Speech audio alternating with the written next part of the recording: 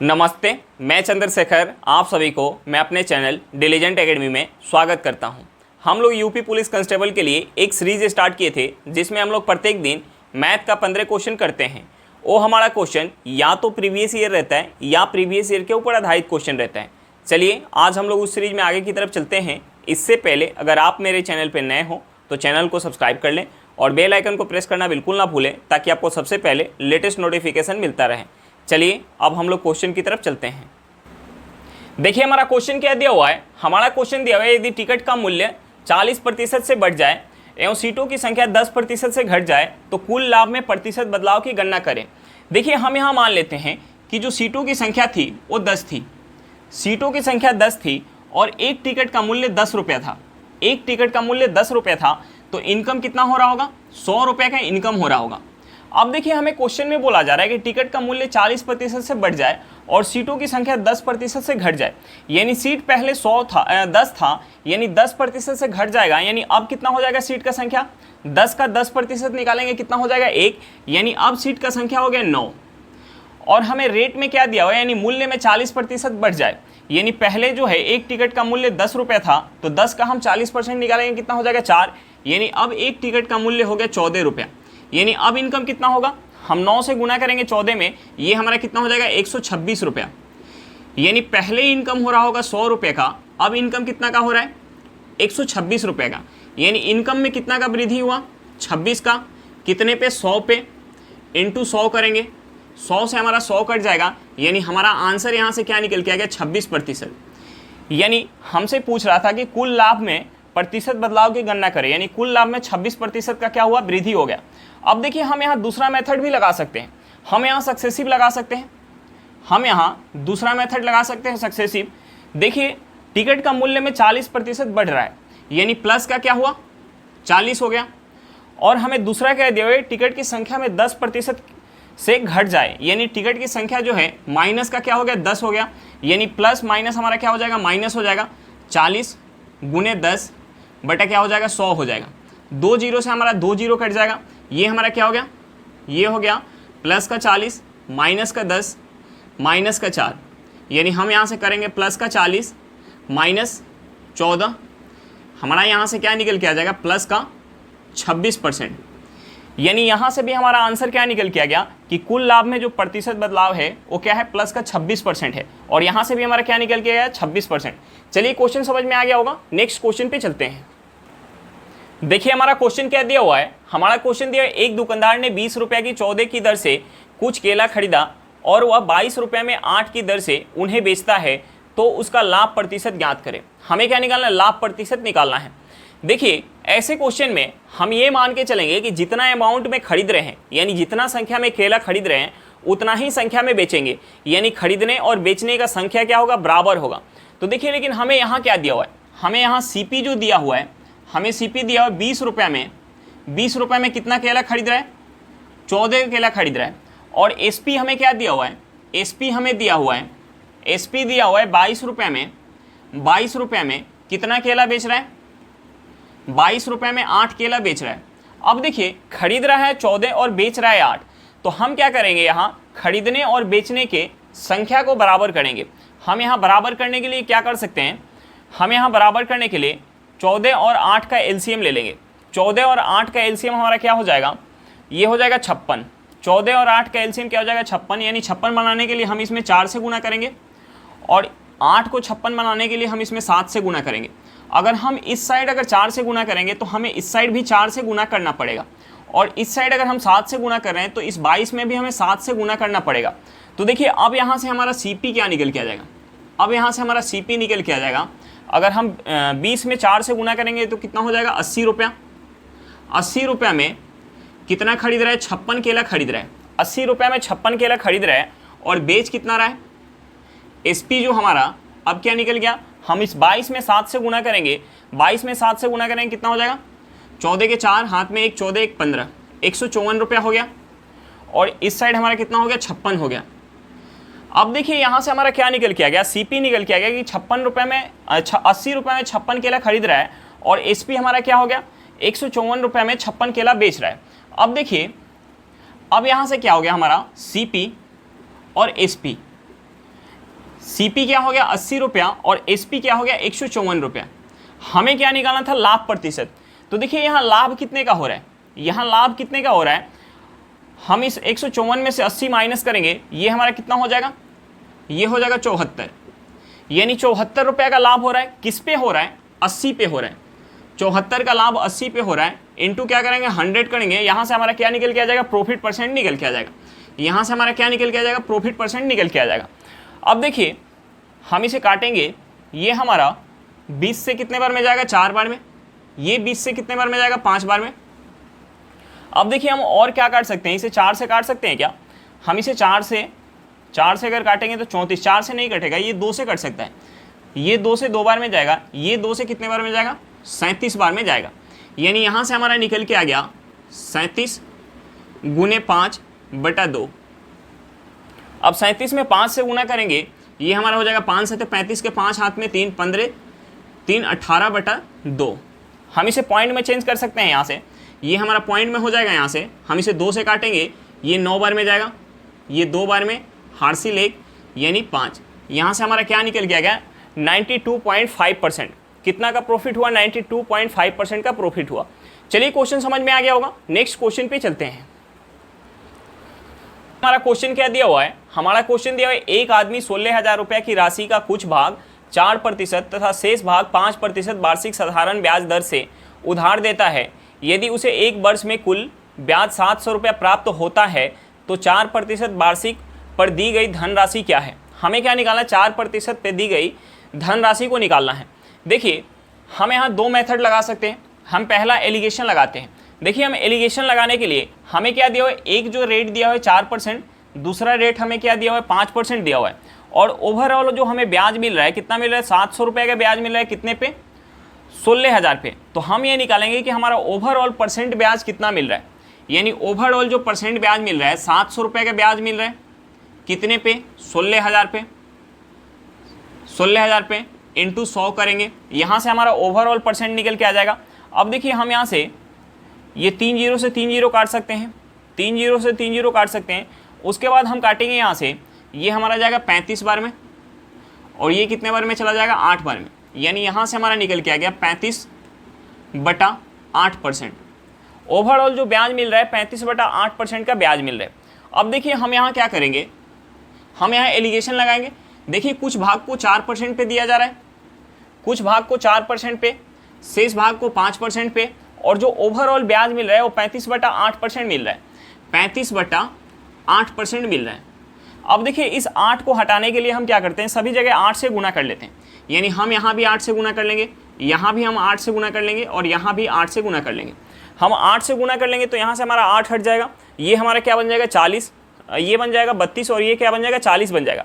अब देखिए हम बड़े में से छोटे को माइनस करते हैं, एलिगेशन लगाते हैं, तो हम बड़े में से छोटे को माइनस करेंगे, यहाँ हमारा क्या हो जाएगा 40, 40 में से 35 माइनस करेंगे, ये कितना बच जाएगा हमारा 5 बच जाएगा, 5:2, और ये हमारा कितना हो जाएगा 8 चौका 32, यानी 35 में से हम 32 माइनस करेंगे, ये हमारा कितना हो जाएगा 3 हो जाएगा।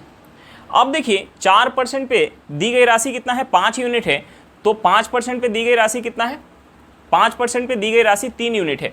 अब देखिए यहाँ से हमारा निकल के आ जाएगा टोटल राशि कितना हो जाएगा 8 यूनिट, यहाँ से हमारा टोटल राशि हो जाएगा 8 यूनिट, और हमें क्वेश्चन में टोटल राशि कितना दिया है 16,000, यानी इस 8 यूनिट का जो वैल्यू है वो कितना है 16,000 है। तो हम यहाँ से 1 यूनिट निकाल सकते हैं, 1 यूनिट किसके बराबर हो जाएगा, 2,000 रुपये के बराबर हो जाएगा, 2,000 रुपये के बराबर। हमें क्या निकालना था, 4% पे दी गई राशि, 4% पे कितना राशि दी जा रही है 5 यूनिट, यानी यहाँ से हम 5 यूनिट का वैल्यू निकालेंगे, ये हमारा कितना हो जाएगा 10,000 रुपया। हमारा आंसर क्या निकल के आएगा, 10,000 रुपया हमारा आंसर निकल के आएगा। हम देखिए एक और यहाँ मेथड लगा सकते हैं, हम यहाँ एक और मेथड लगा सकते हैं। हमारा सेकंड मेथड देखिए, सेकंड मेथड देखिए हमें क्या दिया हुआ है, हमें दिया हुआ है कि 700 रुपये का ब्याज मिल रहा है, 700 रुपये का ब्याज मिल रहा है कितने पे, 16,000 रुपये पे, यानी 16,000 रुपये पे 700 का ब्याज मिल रहा है, और कुछ भाग को जो है, कुछ भाग को 4% पे दिया गया है, और कुछ भाग को, शेष भाग को 5% पे दिया गया है, यानी 4% पे दिया गया और शेष भाग को 5% पे दिया गया। अब देखिए हम इस 5% को क्या लिख सकते हैं, हम इसे लिख सकते हैं 4% प्लस का 1%। देखिए अगर हम ये मान लें कि पूरे धनराशि को अगर 4% ब्याज पे दिया गया होता, पूरे धनराशि को अगर 4% ब्याज पे दिया गया होता तो साल के अंत में कितना मिल जाता? पूरे धनराशि को अगर 4% ब्याज पे दिया गया होता तो साल के अंत में कितना मिल जाता? हम इस 16,000 का अगर 4% निकालेंगे यानी 2 जीरो हमारा चला जाएगा, ये 16 में 4 से करेंगे यानी 64 यानी 640 रुपये हो जाएगा, 640 रुपये हो जाएगा। अब देखिए हमें जो है 640 रुपये का ब्याज मिलता है अगर ओवरऑल पे हम 4% काउंट करते तो, लेकिन हमें क्वेश्चन में क्या दिया हुआ कि कितना ब्याज मिल रहा है? हमें 700 रुपये का ब्याज मिल रहा है। हमें क्वेश्चन में दिया हुआ है कि 700 रुपये का ब्याज मिल रहा है, यानी अगर हम पूरे ओवरऑल पे अगर 4% काउंट करें तो कितना कम ब्याज मिल रहा है? यहाँ 60 रुपये कम ब्याज मिल रहा है, 60 रुपये कम ब्याज मिल रहा है। 60 रुपये कम क्यों मिल रहा है?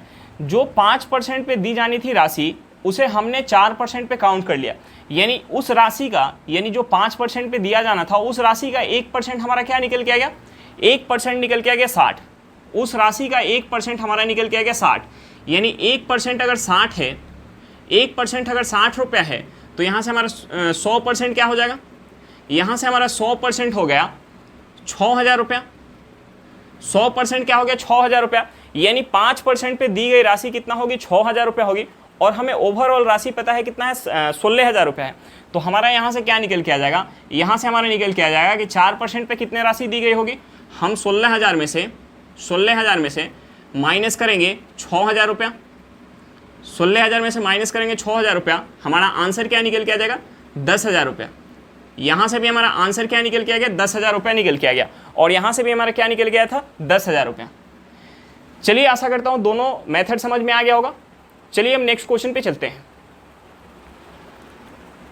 देखिए हमारा क्वेश्चन क्या दिया हुआ है। हमारा क्वेश्चन दिया है 2 वर्ष में 8% प्रति वर्ष ब्याज की दर से साधारण ब्याज तथा चक्रवृद्धि ब्याज के बीच का अनुपात क्या होगा जब ब्याज की गणना वार्षिक हो। हमें क्या निकालना है? साधारण ब्याज और चक्रवृद्धि ब्याज का रेशियो निकालना है। देखिए हमें यहाँ प्रिंसिपल नहीं दिया हुआ है, हम मान लेते हैं प्रिंसिपल को 100 रुपया। हम यहाँ प्रिंसिपल को 100 रुपया मान लेते हैं। हमें क्या निकालना है? SI इज टू CI निकालना है। अब देखिए हमें समय दिया हुआ है 2 साल का, और हमें रेट परसेंट क्या दिया हुआ है? 8%। हमने प्रिंसिपल मान लिया 100 रुपया। तो देखिए SI में क्या होगा कि पहले साल 8% की दर से 100 रुपया पे कितना ब्याज मिल जाएगा? 8 रुपये का ब्याज मिल जाएगा। दूसरे साल भी हमें 8 रुपये का ब्याज मिल जाएगा। अब देखिए जब हम CI काउंट करेंगे तो 100 रुपये पे 8% की दर से पहले साल हमें कितना ब्याज मिल जाएगा? 8 रुपये का ब्याज मिल जाएगा। दूसरे साल हमें प्रिंसिपल के ऊपर तो 8 रुपये मिलेगा ही, प्रिंसिपल के ऊपर 8 रुपये तो मिलेगा ही, प्लस का हमें क्या मिल जाएगा? जो ये 8 रुपये पहले साल हमें ब्याज मिला है उस ब्याज के ऊपर भी ब्याज मिलेगा, यानी इस 8 का क्या मिल जाएगा? हमें 8% मिल जाएगा। यानी यहाँ से हमारा क्या हो जाएगा? हम इसे ऐड करेंगे तो हो जाएगा हमारा 16 इज टू, ये क्या हो जाएगा? 16 प्लस का 0.64। अब देखिए हम इसे ऐड कर लेते हैं, ये हो जाएगा 16 इज टू 16.64। अब देखिए हम इसे 16 से काट सकते हैं। अगर 16 से काटेंगे तो ये हमारा एक बार में जाएगा, ये 16 से एक बार में पॉइंट आ जाएगा 0.4, यानी ये कितने बार में जाएगा? 1.04 बार में जाएगा। अब देखिए यहाँ से पॉइंट हटाएंगे तो ये हमारा क्या हो जाएगा? अगर यहाँ से हम पॉइंट हटाएंगे तो ये हो जाएगा हमारा 100 इज टू 104। अब देखिए हम इसे किससे काट सकते हैं? हम इसे 4 से काट सकते हैं। ये 4 से हमारा 25 बार में जाएगा, और ये 4 से कितने बार में जाएगा? हम इसे 4 से काटेंगे तो ये 26 बार में जाएगा। यानी यहाँ से हमारा CI और SI का रेशियो क्या निकल के आ गया? 25 इज टू 26। चलिए क्वेश्चन समझ में आ गया होगा। नेक्स्ट क्वेश्चन पे चलते हैं। देखिए हमारा क्वेश्चन क्या दिया हुआ है। हमारा क्वेश्चन दिया हुआ है 18 आदमी अथवा 36 लड़के 6 घंटे प्रतिदिन काम करके एक खेत को 24 दिनों में जोत देते हैं। 24 आदमी तथा 24 लड़के मिलकर 9 घंटा प्रतिदिन काम करके उसी खेत को कितने दिन में जोतेंगे। तो देखिए हमें क्वेश्चन में क्या दिया हुआ है? हमें क्वेश्चन में दिया हुआ है 18 आदमी 6 घंटा प्रतिदिन काम करके 24 दिनों में एक खेत को जोत पा रहा है। इसी खेत को 36 लड़का मिलके 6 घंटा प्रतिदिन काम करके 24 दिन में जोत पा रहा है। और हमसे पूछ रहा है कि अगर इसी खेत को 24 आदमी प्लस का 24 लड़के अगर मिल के करें 9 घंटा प्रतिदिन तो कितने दिन में जोत पाएंगे। तो देखिए हम इन दोनों से सबसे पहले आदमी और लड़का का इफ़िशियंसी निकालते हैं। तो हमारा यहाँ से 24 से 24 कट जाएगा, यहाँ से 6 से 6 कट जाएगा, हम इसे 18 से काटेंगे, 36 को 2 बार में कट जाएगा। यानी यहाँ से हमारा निकल के आ गया m equal to 2 into B. यहाँ से हमारा m बटा बी क्या हो जाएगा, ये हो जाएगा 2/1। यानी आदमी का इफिशियंसी अगर 2 यूनिट है तो लड़का का इफिशियंसी कितना है, 1 यूनिट है। अब देखिए हम किसी एक में या तो यहाँ आदमी का m का वैल्यू पुट कर लें या हम यहाँ b का वैल्यू पुट कर लें, तो हमारा टोटल वर्क निकल के आ जाएगा। और टोटल वर्क हमें इससे कराना है, यानी 24 आदमी और 24 लड़के से मिलकर 9 घंटा प्रतिदिन हमें काम करा के कराना है। तो यहाँ से हमारा दिन का संख्या निकल के आ जाएगा। तो देखिए हम किसी एक में पुट कर लेते हैं, हम यहाँ पुट कर लेते हैं b का वैल्यू, यानी यहाँ से हमारा हो जाएगा 36 गुने 1 गुने 6 गुने 24 इक्वल टू हमारा क्या हो जाएगा।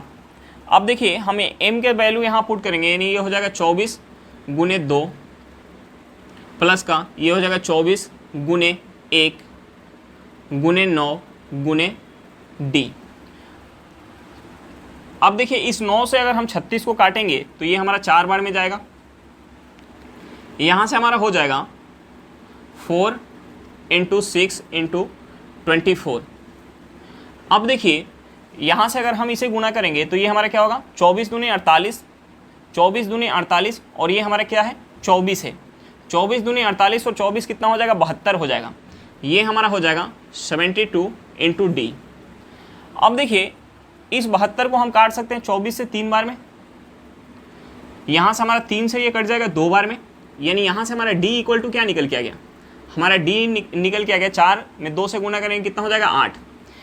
यानी 24 आदमी और 24 लड़के मिलके उसी खेत को 9 घंटा प्रतिदिन काम करते हुए 8 दिन में जोत पाएंगे। हमारा आंसर क्या निकल के आ गया, 8 दिन निकल के आ गया। चलिए क्वेश्चन समझ में आ गया होगा, नेक्स्ट क्वेश्चन पे चलते हैं। देखिए हमारा क्वेश्चन क्या दिया हुआ है, हमारा क्वेश्चन दिया 3 पाइप ए बी और सी क्रमशः 15, 24 और 36 मिनटों में टंकी को भर सकते हैं। वही पाइप डी पूरे भरे टंकी को 1 घंटा में खाली कर सकता है। यदि सभी चारों पाइप को एक साथ खुला रखा जाता है तो उसी टंकी को भरने में कितना समय लगेगा। तो देखिए हम सबसे पहले क्या करेंगे, जो हमारा समय दिया हुआ है हम उस समय का एलसीएम निकालेंगे। देखिए हमारा समय क्या दिया हुआ, 15 मिनट, 24 मिनट, 36 मिनट और डी जो है 1 घंटा में खाली कर रहा है। ये हमारा घंटा में दिया हुआ है तो हम इसे भी मिनट में चेंज कर लेंगे। बाकी जो तीनों समय हमें मिनट में दिया हुआ है तो हम इसे भी मिनट में चेंज कर लेंगे, यानी हमारा समय क्या हो जाएगा 60 मिनट। तो देखिए हम यहाँ से सबसे पहले 15 मिनट, 24 मिनट, 36 मिनट और 60 मिनट का हम एलसीएम निकालेंगे। हम सबसे पहले एलसीएम निकालेंगे 15, 24, 36 और 60 का। हमारा एलसीएम कितना निकल के आ जाएगा, 360। अब देखिए हम टंकी की धारिता मान लेंगे 360 यूनिट। हम टंकी की धारिता मान लेंगे 360 यूनिट।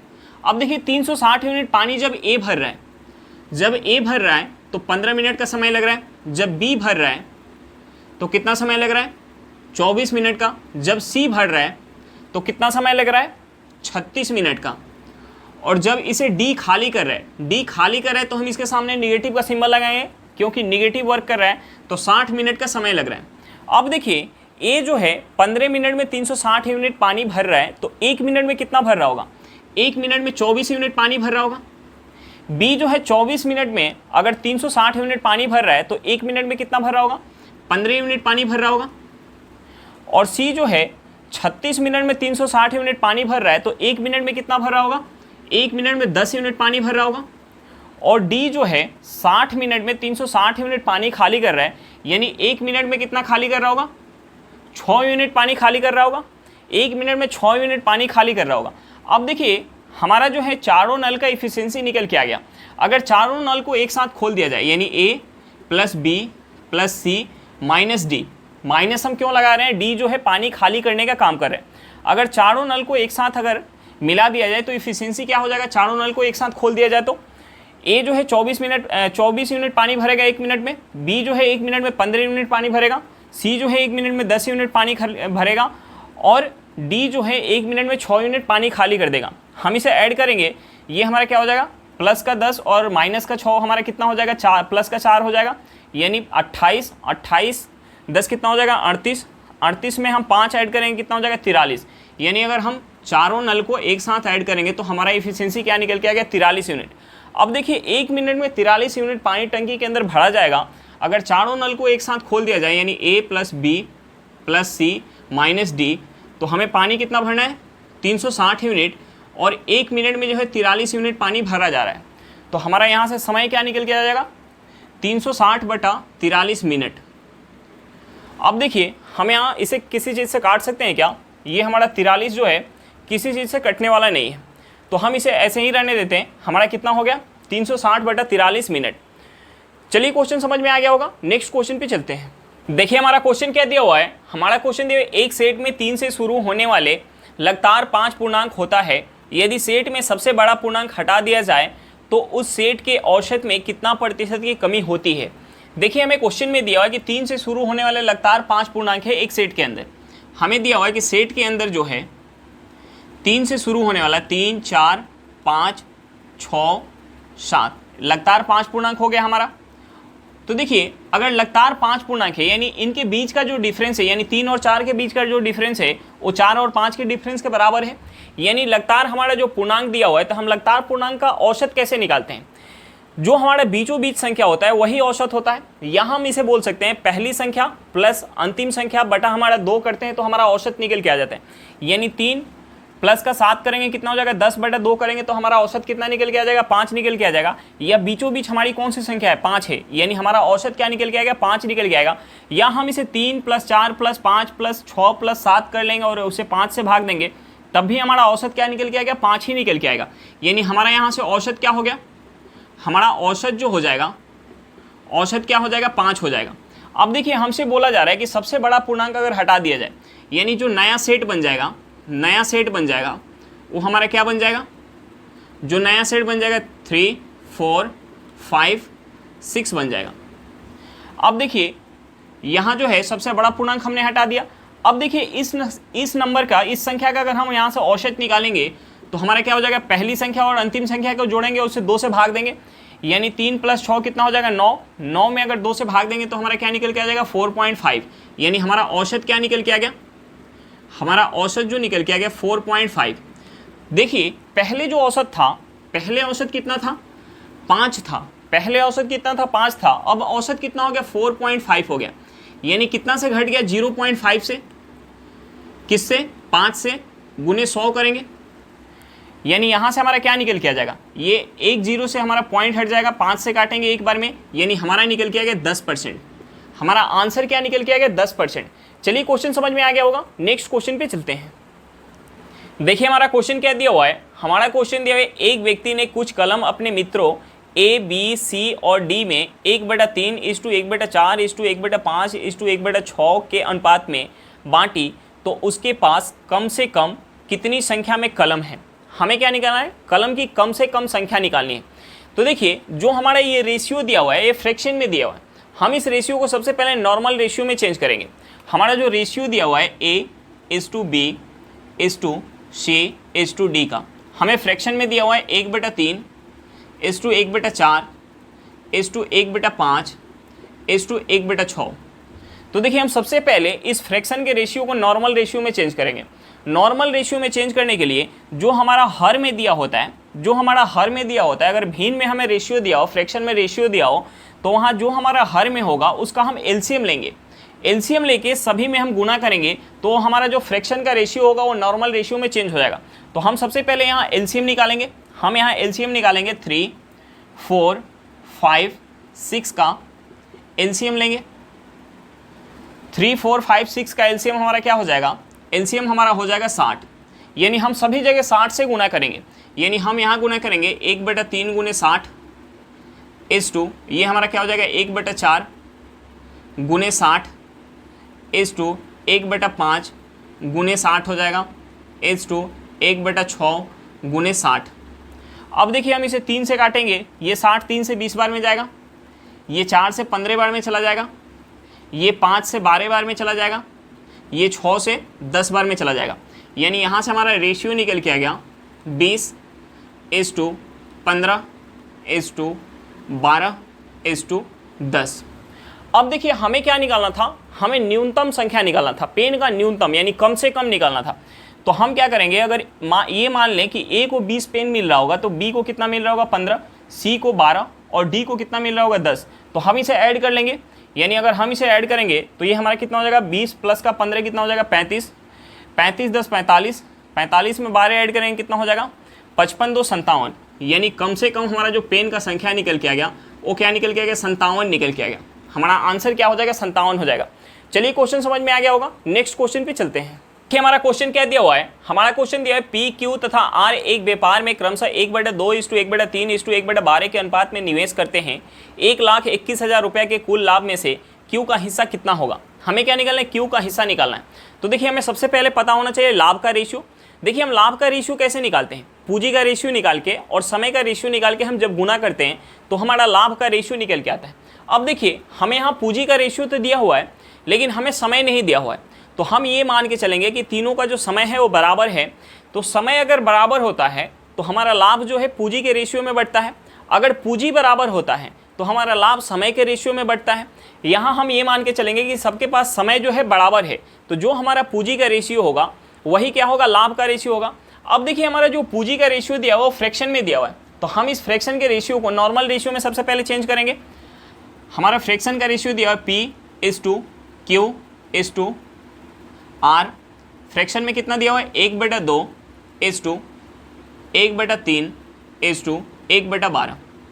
अब देखिए फ्रैक्शन के रेशियो को नॉर्मल रेशियो में चेंज करने के लिए हम क्या करते हैं, जो हमारा हर में रहता है हम इसका एलसीएम लेते हैं और सभी जगह गुना करते हैं, यानी 2, 3 और 12 का एलसीएम कितना हो जाएगा 12, यानी हम 12 से सभी जगह गुना करेंगे। 1/2 गुने क्या हो जाएगा 12/1/3 गुने 12/1/12 गुने 12।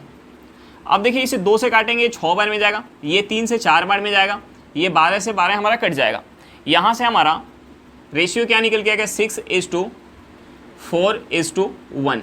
अब देखिए पूंजी का हमारा रेशियो निकल के आ गया, यही हमारा क्या होगा लाभ का रेशियो, यानी पूरे लाभ में से पी को अगर 6 यूनिट मिल रहा है तो क्यू को क्या मिल रहा है 4 यूनिट और आर को कितना मिल रहा है 1 यूनिट। यानी यहाँ से हमारा टोटल लाभ कितना हो गया 6 + 4 कितना हो गया 10 + 1 11। हमारा टोटल लाभ हो गया 11 यूनिट, टोटल लाभ कितना हो गया 11 यूनिट। लेकिन हमें क्वेश्चन में टोटल लाभ कितना दिया हुआ है 1,21,000 रुपया, 1,21,000 रुपया हमें टोटल लाभ दिया हुआ है। तो हम यहाँ से 1 यूनिट निकाल सकते हैं। हम यहाँ से अगर 1 यूनिट निकालेंगे तो 11 से भाग देंगे 121 में, ये कितने बार में जाएगा 11 बार में, यानी 1 यूनिट निकल के आ गया हमारा 11,000 रुपया। 1 यूनिट क्या निकल के आ गया 11,000 रुपया। हमें क्या चाहिए था क्यू का हिस्सा, क्यू को यहाँ क्या मिल रहा है 4 यूनिट, यानी हम यहाँ से 4 यूनिट निकालेंगे, ये हमारा क्या हो जाएगा 44,000 रुपया, यानी क्यू का हिस्सा क्या निकल के आ गया 44,000 रुपया। हमारा आंसर क्या हो जाएगा 44,000 रुपया। चलिए क्वेश्चन समझ में आ गया होगा, नेक्स्ट क्वेश्चन पे चलते हैं। देखिए हमारा क्वेश्चन क्या दिया हुआ है। हमारा क्वेश्चन दिया है एक किसान के पास 945 गाय और 2475 भेड़ हैं, वह उन्हें झुंड में ले जाता है, गायों और भेड़ों को अलग अलग रखता है और प्रत्येक झुंड में जानवरों की संख्या समान होती है। यदि ये झुंड इतना बड़ा हो जितना संभव हो सके तो प्रत्येक झुंड में जानवरों की अधिकतम संख्या और इस तरह बने आवश्यक कुल झुंडों की संख्या ज्ञात करें। हमें क्या निकालना है, प्रत्येक झुंड में जानवरों की अधिकतम संख्या निकालनी है। तो देखिए जानवरों की अधिकतम संख्या निकालने के लिए हम 945 और 2475 का HCF निकालेंगे। जो हमारा HCF निकल के आएगा वही क्या होगा, जानवरों की अधिकतम संख्या होगा प्रत्येक झुंड में। और हमें क्या निकालना है, झुंड की संख्या निकालना है, हमें कुल झुंड का संख्या निकालना है। तो देखिए जो हमारा HCF निकल के आएगा हम उस HCF से इस 945 में भाग देंगे, जो हमारा भागफल बचेगा वो क्या हो जाएगा, गाय की झुंड की संख्या हो जाएगा। और हम इस 2475 में HCF से भाग देंगे, जो हमारा भागफल निकल के आएगा वो हमारा क्या हो जाएगा, भेड़ की झुंड की संख्या हो जाएगा। उन दोनों को ऐड कर देंगे तो हमारा कुल झुंड का संख्या निकल के आ जाएगा। अब देखिए हमें यहाँ HCF निकालना है, हमें HCF निकालना है, तो हम इस क्वेश्चन में HCF निकालने के लिए सबसे अच्छा गुणनखंड विधि का यूज करेंगे। इसमें हम गुणनखंड विधि का यूज करेंगे, शायद सबको गुणनखंड विधि से HCF निकालना आता हो। अब देखिए हम यहाँ 945 और हमारा दूसरा क्या है 2475, हम इसका HCF निकालेंगे गुणनखंड विधि से। हम सबसे पहले इसे 3 से काटेंगे, सबसे पहले 3 से काटेंगे, ये 3 से 3 बार में जाएगा, ये 1 बार में जाएगा, ये हार्सिल बच जाएगा कितना 1, यानी ये कितना हो जाएगा 15, यानी 5 बार में जाएगा। इसे 3 से काटेंगे, ये 8 बार में, ये 2 बार में, ये 5 बार में। इसके बाद हम इसे और 3 से काट सकते हैं। अगर हम इसे 3 से काटेंगे, ये 1 बार में जाएगा, 0 5 बार में जाएगा। हम इसे काटेंगे 3 से, ये 3 से हमारा कितने बार में चला जाएगा 2 बार में, हार्सिल 2 22 7 बार में, 5 बार में। हम इसे और काट सकते हैं क्या 3 से, हम इसे 3 से तो ये 105 कट जाएगा, ये हमारा 3 से नहीं कटेगा, तो हम इसे 5 से काट लेते हैं। हम इसे 5 से काटेंगे, ये 5 से हमारा कितने बार में जाएगा 21 बार में, ये 5 से कितने बार में जाएगा 5 बार में, हार्सिल 2 25 5 यानी 55। अब देखिए 21 और 55 जो है किसी भी सेम टेबल से नहीं जाने वाला है, तो हम यहाँ HCF निकाल रहे हैं तो हम सेम टेबल से ही काटेंगे। या हमारा HCF 11 और 55 जो है, 21 और 55 जो है किसी भी सेम टेबल से नहीं जाने वाला है। यानी यहाँ से हमारा HCF क्या निकल के आ जाएगा, यहाँ से जो हमारा HCF निकल के आ जाएगा, यहाँ से जो हमारा HCF निकल के आ जाएगा, HCF क्या हो जाएगा 3 × 3 × 5, ये हमारा क्या हो जाएगा 45। हमारा HCF क्या निकल के आ गया 45। यानी झुंड में अधिकतम जानवरों की संख्या, अधिकतम जानवरों की संख्या, जानवरों की संख्या क्या निकल के आ गया हमारा 45। अधिकतम जानवरों की संख्या क्या निकल के आ गया 45। हमें क्या निकालना था, कुल झुंड की संख्या निकालना था, हमें निकालना था कुल झुंड की संख्या, कुल झुंड की संख्या, कुल झुंड की संख्या हमें निकालना था।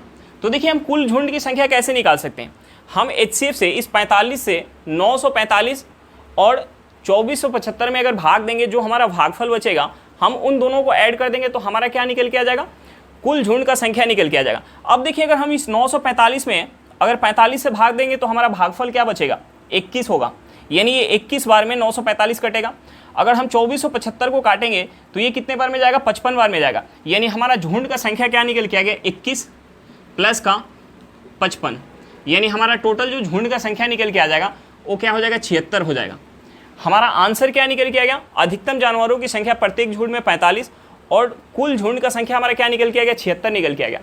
हमने इसीलिए यहाँ गुणनखंड विधि का यूज़ किया था ताकि हमें भाग दे के दोबारा चेक ना करना पड़े, नहीं तो हम वहाँ से किसी भी तरीके से कॉमन डिफरेंस करके हम वहाँ से HCF निकाल सकते हैं, फैक्टर करके हम HCF निकाल सकते हैं। HCF निकालने का कई मेथड होता है, हम वहाँ भाग विधि से भी निकाल सकते थे, लेकिन जो हमारा गुणनखंड विधि से निकल के आया उसमें हमारा क्या हो गया, झुंड का संख्या भी निकल के आ गया।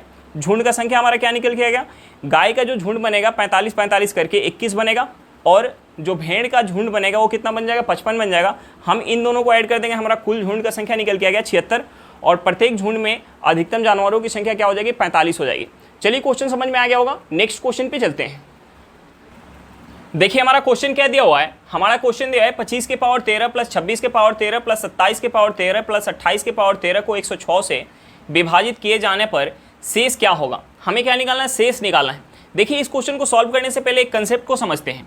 अगर हमें कोई संख्या दिया हो a के पावर n प्लस b के पावर n प्लस c के पावर n प्लस d के पावर n, हमें कोई संख्या दिया हो तो देखिए अगर n हमारा अगर यहाँ n एक विषम संख्या हो, n एक विषम संख्या हो,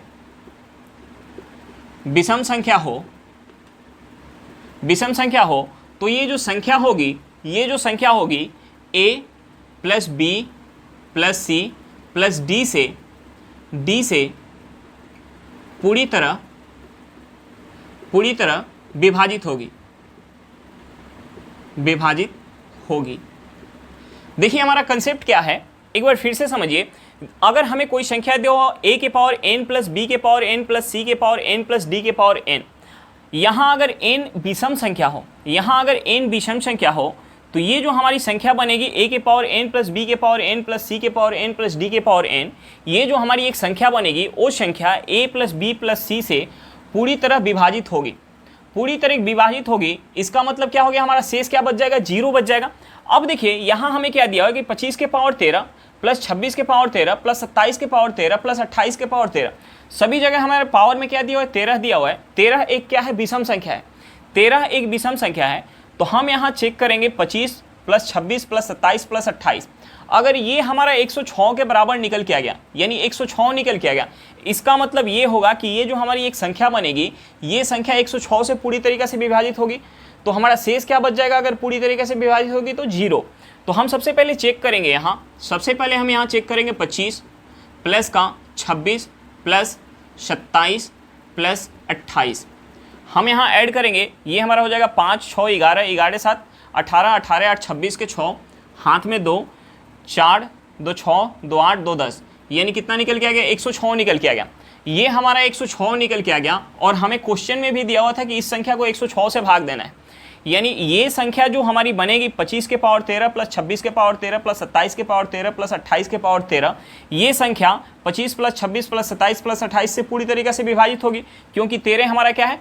एक विषम संख्या है। ये जो हम इसे ऐड करें तो हमारा क्या निकल के आ रहा है? 106। और हमें क्वेश्चन में भी दिया हुआ है कि 106 से हम भाग देंगे तो हमारा शेष क्या बचेगा? तो यहाँ हमारा शेष क्या बच जाएगा? यहाँ जो हमारा शेष बच जाएगा 0 बच जाएगा। शेष क्या बच जाएगा? 0 बच जाएगा। यानी हमारा आंसर क्या निकल के आ गया? 0। चलिए क्वेश्चन समझ में आ गया होगा। नेक्स्ट क्वेश्चन पे चलते हैं। देखिए हमारा क्वेश्चन क्या दिया हुआ है। हमारा क्वेश्चन दिया है उस वृत्त का क्षेत्रफल ज्ञात करें जिसकी परिधि 121 सेंटीमीटर स्क्वायर क्षेत्रफल वाले वर्ग के परिधि के बराबर है। हमें क्या निकालना है? हमें वृत्त का क्षेत्रफल निकालना है और हमें क्वेश्चन में दिया हुआ है कि वृत्त का जो परिधि है वो वर्ग के परिधि के बराबर है और हमें क्वेश्चन में वर्ग का क्या दिया हुआ है? क्षेत्रफल दिया हुआ है। वर्ग का हमें क्षेत्रफल पता है तो हम यहाँ से वर्ग का परिधि निकाल पाएंगे। देखिए वर्ग का क्षेत्रफल क्या होता है? भुजा का स्क्वायर। यानी हमें भुजा स्क्वायर क्या दिया हुआ है? 121 सेंटीमीटर स्क्वायर दिया हुआ है। तो यहाँ से हमारा भुजा क्या हो जाएगा? यहाँ से हमारा भुजा हो जाएगा 11 सेंटीमीटर।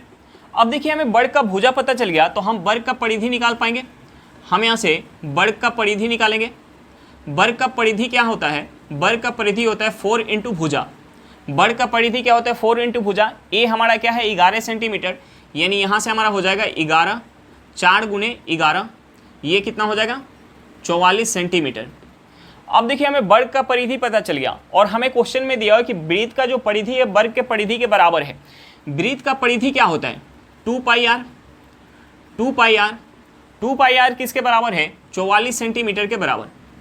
2 पाई आर किसके बराबर है? 44 सेंटीमीटर के बराबर। तो हम यहाँ से आर निकाल सकते हैं। अगर हम इसे 2 से काट लें तो ये कितने बार में जाएगा? 22 बार में। यानी यहाँ से हमारा आर क्या निकल के आ जाएगा? यहाँ से हमारा आर हो जाएगा 22 बटा पाई। आर हमारा क्या हो जाएगा? 22 बटा पाई सेंटीमीटर।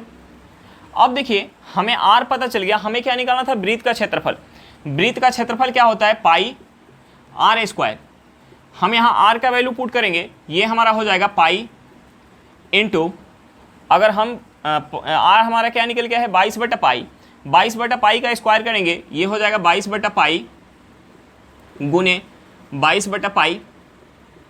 अब देखिए एक पाई से एक पाई हमारा कट जाएगा, एक पाई से एक पाई कट जाएगा। यहाँ से हमारा क्या बच गया? 22 गुने 22। अब देखिए हम इस पाई को क्या लिख सकते हैं? पाई का जो हमारा वैल्यू होता है 22 बटा 7 होता है। 22 बटा 7, यहाँ से हमारा एक 22 से एक 22 कट जाएगा, ये 7 हमारा ऊपर चला जाएगा। यानी यहाँ से हमारा हो जाएगा 22 गुने 7। हम गुना करेंगे, ये क्या हो जाएगा हमारा? 22 में 7 से गुना करेंगे, ये हो जाएगा 154 सेंटीमीटर स्क्वायर। यानी वृत्त का क्षेत्रफल हमारा क्या निकल के आ गया? 154 सेंटीमीटर स्क्वायर। चलिए क्वेश्चन समझ में आ गया होगा। नेक्स्ट क्वेश्चन पे चलते हैं। देखिए हमारा क्वेश्चन क्या दिया हुआ है। हमारा क्वेश्चन दिया है एक रेलगाड़ी अपनी सामान्य चाल को 2/5 से घटा देती है और अपने गंतव्य पे 3 घंटा की देरी से पहुंचती है। रेलगाड़ी के द्वारा अपने गंतव्य पे पहुंचने का वर्तमान समय क्या है? हमें वर्तमान समय निकालना है। यानी घटी हुई स्पीड के साथ अगर रेलगाड़ी अपने गंतव्य पे जाएगी तो यात्रा में कितना समय लगेगा, हमें उस समय को निकालना है। अब देखिए पहले जो अपनी वास्तविक स्पीड से जितना दूर जा रही थी, स्पीड घटाने के बाद भी उतना ही दूर जा रही है। यानी डिस्टेंस क्या है? बराबर है। डिस्टेंस बराबर है तो एक हमारा कंसेप्ट होता है कि जो हमारा स्पीड का रेशियो होता है उसका अपोजिट क्या होता है? टाइम का रेशियो होता है। अब देखिए हम यहाँ से स्पीड का रेशियो निकाल सकते हैं। हमें दिया हुआ है कि अपनी सामान्य चाल का 2/5 से घटा देती है। यानी हम मान लेते हैं कि उसका जो सामान्य चाल, यानी पहले जो उसका स्पीड होगा, पहले हम मान लेते हैं जो स्पीड होगा रेलगाड़ी का स्पीड वो 5 यूनिट होगा। हम मान लेते हैं कि पहले जो स्पीड होगा 5 यूनिट होगा। तो अब रेलगाड़ी क्या कर रही है? अब जो रेलगाड़ी है अपने सामान्य स्पीड का, यानी इस 5 का 2/5 से घटा ले रही है। यानी 5 का हम 2/5 निकालेंगे, कितना होगा? 2 यूनिट। यानी 2 यूनिट से घटा लेगी, यानी अब स्पीड कितना हो गया? 3 यूनिट हो गया। अब देखिए यहाँ से हमारा स्पीड का रेशियो पता चल गया कि पहले स्पीड 5 यूनिट था, अब स्पीड कितना हो गया? 3 यूनिट हो गया। अगर डिस्टेंस बराबर है तो हम यहाँ से टाइम का रेशियो निकाल सकते हैं। टाइम का रेशियो क्या हो जाएगा? स्पीड के रेशियो को उल्टा। यानी पहले 5 के स्पीड से जा रही होगी तो 3 यूनिट का समय लग रहा होगा। अब जो है 3 के स्पीड से जा रही है तो समय कितना लग जाएगा? 5 यूनिट का समय लग जाएगा। यानी पहले की अपेक्षा कितना समय लगने लगा? 2 यूनिट ज़्यादा समय लगने लगा। लेकिन हमें क्वेश्चन में क्या दिया है कि अपने गंतव्य पे 3 घंटा की देरी से पहुंच रही है। यानी इस 2 यूनिट का जो वैल्यू है वो हमें क्वेश्चन में 3 घंटा दिया हुआ है। तो हम यहाँ से 1 यूनिट का वैल्यू निकाल सकते हैं। 1 यूनिट का वैल्यू क्या हो जाएगा? 3/2 घंटा। हमें क्या निकालना था, वर्तमान समय, यानी घटे हुए स्पीड से जा रही है तो रेलगाड़ी को अपने गंतव्य पे जाने में कितना समय लग रहा है, 5 यूनिट का, यानी हमें इस 5 यूनिट का वैल्यू निकालना है। 1 यूनिट किसके बराबर है, 3/2 घंटे के बराबर, तो 5 यूनिट किसके बराबर हो जाएगा, 15/2 घंटे के बराबर।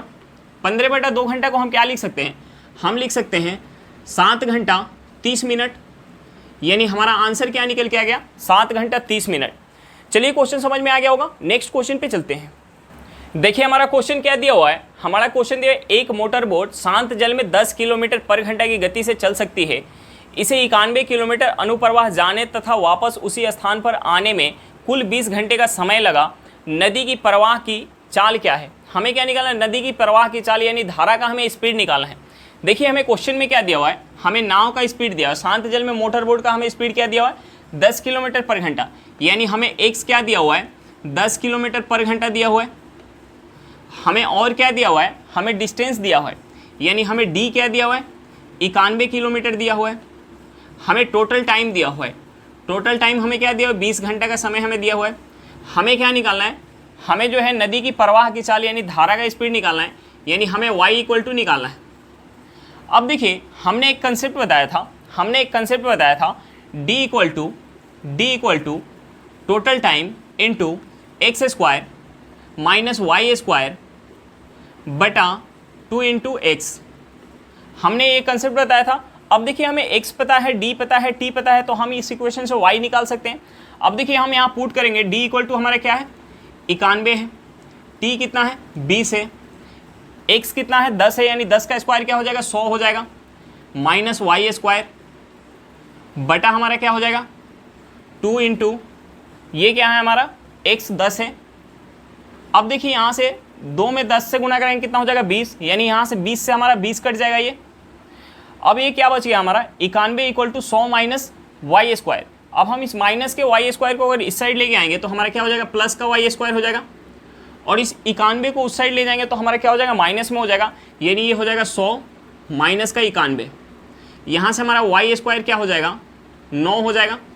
y² = 9 निकल के आ गया, तो हमारा यहाँ से y क्या हो जाएगा, y = 3 हो जाएगा, यानी 3 किलोमीटर पर घंटा। धारा का स्पीड क्या निकल के आ गया, 3 किलोमीटर पर घंटा। चलिए क्वेश्चन समझ में आ गया होगा, नेक्स्ट क्वेश्चन पे चलते हैं। देखिए एक हमारा छोटा सा सिंप्लीफिकेशन दिया हुआ है, हमसे यहाँ x का वैल्यू पूछ रहा है। चलिए हम इसे सॉल्व करते हैं। सिंप्लीफिकेशन में सबसे पहले हम ब्रैकेट के अंदर का काम करते हैं। ब्रैकेट के अंदर भी हम सबसे पहले भाग करेंगे, उसके बाद गुना करेंगे। तो देखिए हम यहाँ से डायरेक्ट इसे लिख लेते हैं, हम इसे डायरेक्ट लिख लेते हैं 8/3। अगर ये भाग में है, गुना में करेंगे तो ये हमारा पलट जाएगा, यानी ये हो जाएगा 3/5। 3/5 गुने क्या हो जाएगा, ये हमारा हो जाएगा 2/3।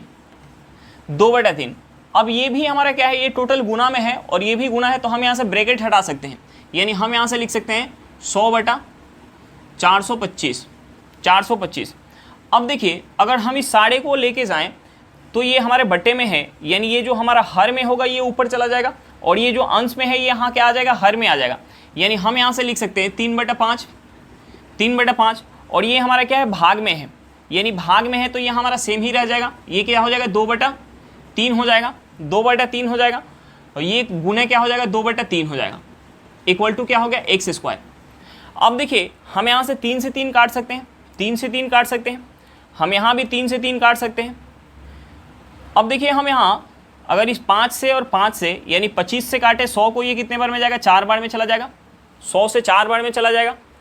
अब हमारा क्या बच गया, हमारा ऊपर बच गया, ये बच गया 8 × 2 × 4 × 2 × 2 बटा नीचे हमारा क्या बच गया, 3 × 425 425 × 3 = x²।